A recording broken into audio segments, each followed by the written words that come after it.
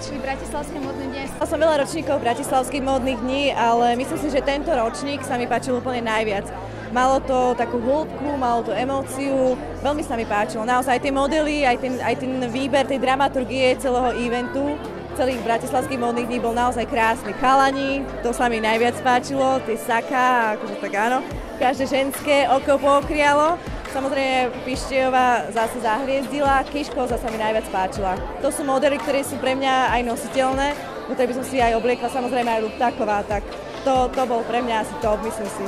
Opäť sme videli asi to najlepšie, čo ponúka slovenská modná scéna a mne sa asi najviac páčila Relesiga a hlavne modelka, ktorá mi pripomínala Rianu a myslím si, že určite zaujala mnohých.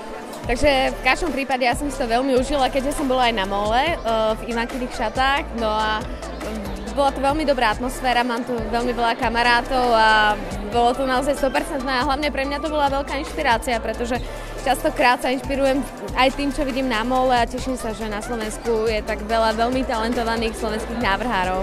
I'm the executioner of a love so desired, blind attack from behind.